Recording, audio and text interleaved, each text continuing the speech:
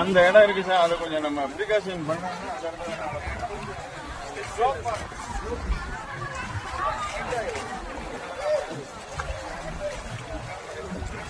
அந்த மாதிரி பணி என்ன பண்ணலாம், அது இறங்கணும்.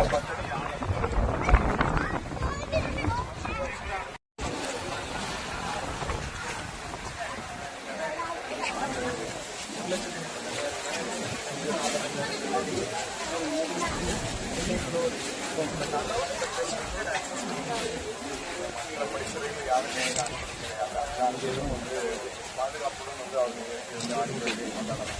மேலும் என்னென்ன உதவிகள்